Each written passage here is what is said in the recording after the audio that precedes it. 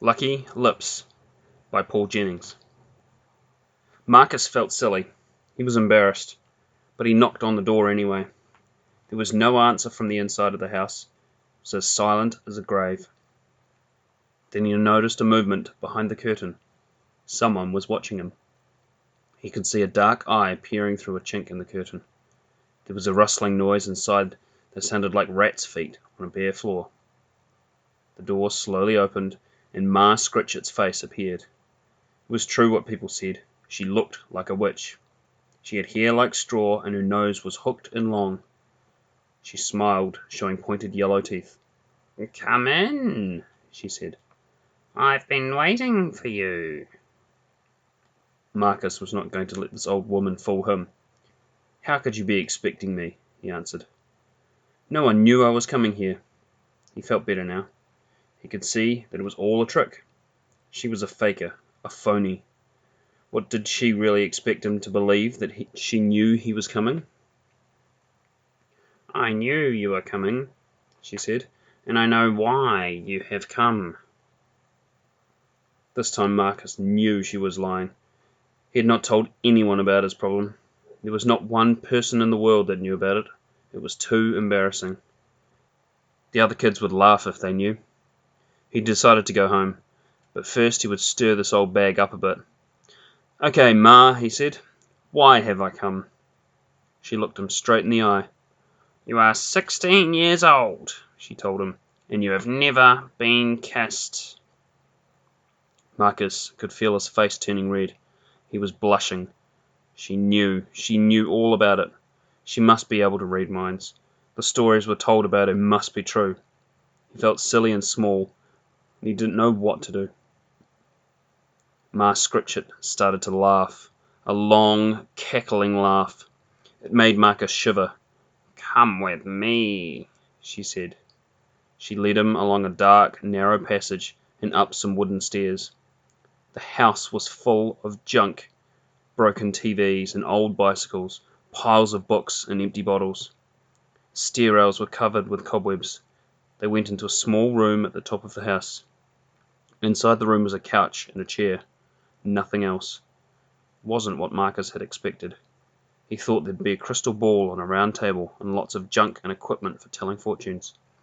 But the room was almost bare. Ma Scritchett held out her hand.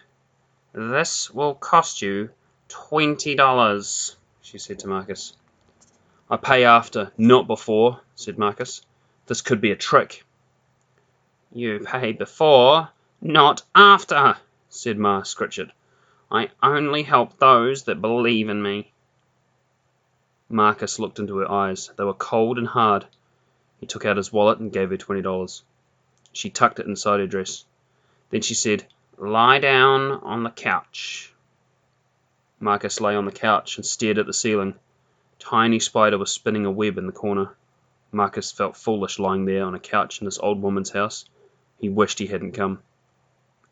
He wanted to go home, but there was something about Ma Scritchett that made him nervous. And now he had paid his $20, he was going to get his money's worth. "Well," he said, "suppose that you want me to tell you about my problem." "No," said Ma Scritchett. "I'll tell you about it. You just stay there and listen." Marcus did as she said. "You have never kissed a girl," said the old woman in a low voice. "You have tried plenty of times, but they always turn you down. They think you're stuck up and selfish. They don't like the things you say about other people. Some girls go out with you once, but when you get home to their front door, they always say, 'Thank you,' and go inside." Marcus listened in silence. Most of it was true. He knew he wasn't stuck up and selfish, but the rest of it was right. He tried everything he could think of. He would take a girl to the movies, buy her chocolates, he'd even pay for her to get in. But then, right at the end, when they were saying goodnight, he would close his eyes, pucker up his lips, lean forward to find himself kissing the closed front door of the girl's house. It was maddening. It was enough to make him spit. It had happened dozens of times. Not one girl would give him a kiss. "Well," said Marcus to Ma Scritchett, "can you help me? That's what I gave you the $20 for." She smiled but said nothing. It wasn't a nice smile. It was a smile that made Marcus feel foolish. She stood up without a word and left the room. Marcus could hear her footsteps clipping down the stairs.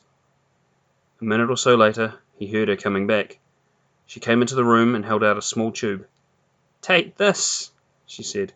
"It's just what you need. This will do the trick." Marcus took it out of her hand and looked at it. It was a stick of lipstick in a small gold container. "I'm not wearing lipstick," Marcus told her. "You must think I'm crazy." He sat up and jumped off the couch. This had gone far enough. He wondered if he could get his money back. "Sit down, boy," said Ma Scritchett in a cold voice. "You listen to me. You put that on your lips, and you'll get all the kisses you want. It has no colour. It's clear, and no one will be able to see it. But it will do the trick. It will work on any female. Just put some of that on your lips, and the nearest girl will want to kiss you." Marcus looked at the tube of lipstick. He didn't know whether to believe it or not. It might work. Old Ma Scritchett could read his mind. She knew what his problem was without being told. This lipstick could be just what he needed. "Okay," he said. "I'll give it a try, but it had better work. If it doesn't, I'll be back for my $20. "It will work," hissed Ma Scritchett. "It will work better than you think. Now it's time for you to go. This session is over." She led Marcus down the narrow stairs and along the passage to the front door. He stepped out into the sunlight. It was bright and made him blink. As Ma Scritchett closed the door, she told Marcus one more thing. "This lipstick will only work once on each person. One girl, one kiss. That's the way it works." She closed the door in his face without saying another thing. Once more, the old house was quiet. Marcus kept the lipstick for a week before he used it. When he got home to his room with his record player, the posters on the wall, the whole thing seemed like a dream. The old house and Ma Scritchett were from another world. He wondered whether or not the visit had really happened. But he had the lipstick to prove it. He held it in his hand. It had a strange appearance, and he found that it glowed in the dark. He put it in a drawer and left it there. Later that week, a new girl started at Marcus's school. Her name was Jill. Marcus didn't waste any time. He asked her out for a date on her first day at school. She didn't seem too keen about going with him, but she was shy and didn't want to seem unfriendly, especially as she didn't know anyone at school. In the end, she agreed to go to a disco with him on Friday night. Marcus arranged to meet Jill inside the disco. That way he wouldn't have to pay for her to get in. It wasn't a bad turn, and Jill seemed to enjoy it. As he danced, Marcus could feel the lipstick in his pocket. He couldn't forget about it. It annoyed him. It was like having a stone in his shoe. At 11 o'clock, they decided to go home. It was only a short walk back to Jill's house. As they walked, Jill chatted happily. She was glad she had made a new friend so quickly. Marcus started to feel a bit guilty. He fingered the lipstick in his pocket. Should he use it? He remembered something about stolen kisses. Was he stealing a kiss if he used the lipstick? Not really. If it worked, Jill would be kissing him of her own free will. Anyway, it probably wouldn't work. Old Ma Scritchett had probably played a trick on him. He would never know unless he tried it. He just had to know if the lipstick worked, and this was his big chance. As they went inside the front gate of Jill's house, Marcus pretended to bend down and do up his shoelace. He quickly pulled out the lipstick and smeared some on his lips. Then he stood up. His lips were tingling. He noticed that Jill was looking at him in a strange way. Her eyes were wide open and staring. Then she rushed forward, threw her arms around Marcus's neck and kissed him. Marcus was so surprised that he nearly fell over. Jill jumped back as if she had been burned. She put her hand up to her mouth and went red in the face. "Oh, I'm sorry, Marcus. I didn't know what came over me. What must you think of me? I've never done anything like that before." "Don't worry about it. That sort of thing happens to me all the time. The girls find me irresistible." Jill didn't know what to say. She was blushing. She couldn't understand what had happened. "I'd better go in," she said. "I feel really sorry. I didn't mean to do that." Then she turned around and rushed into the house. Marcus whistled to himself as he walked home. "It works," he thought. "The lipstick really works." He couldn't wait to try it on someone else. It was not so easy for Marcus to find his next victim. None of the girls at school wanted to go out with him. It was no use asking Jill again, as the lipstick only worked once on each person. He asked 10 girls to go to the pictures with him, and they all said no. He started to get cross. Stuck-up snobs, he said to himself. I'll teach them a lesson. He decided to make the most popular girl in school kiss him. That would show them all. Her name was Fay Billings. The trouble was that he knew she wouldn't go out on a date with him. Then he had a bright idea. He wouldn't even bother about a date. He would just go around to Fay's house and ask to see her. He would put the lipstick on before he arrived, and when she came to the door, she would give him a big kiss. The news would soon get around, and the other kids would think he had something good going. He'd make him popular with all the girls. Marcus grinned. It was a great idea. He decided to put it into action straight away. He rode his bike around to Fay's house and leaned it against the fence. Then he took out the lipstick, put some on his lips. He walked up to the front door and rang the bell with a big smile on his face. No one answered the door. He could hear a vacuum cleaner going inside, so he rang the bell again. The sound of the vacuum cleaner stopped, and Mrs. Billings appeared at the door. She was about 40. She had a towel wrapped around her head and had dust on her face from the housework she'd been doing. She'd never seen Marcus before. He was not one of Faith's friends. Mrs. Billings was just going to ask Marcus what he wanted when a strange look came over her face. Her eyes went large and round, and they looked as if they were going to pop out. Then she threw her arms around Marcus's neck and kissed him on the mouth. It was hard to say who was more surprised, Marcus or Mrs. Billings. They sprang apart and looked around to see if anyone had seen what had happened. Marcus didn't want anyone to see him being kissed by a 40-year-old woman. How embarrassing! My goodness, said Mrs. Billings. What am I doing? Kissing a perfect stranger. And you're so young. What has got into me? What would my husband think? Please excuse me. I must be ill. I think I'd better go and have a little rest. She turned around and walked slowly into the house. She shook her head as she went. Marcus rode home slowly. He wasn't pleased. This was not working out the way he wanted. What if someone had seen him being kissed by an old lady like Mrs. Billings? He would never live it down. He'd had the lipstick for 2 weeks now and only received one decent kiss.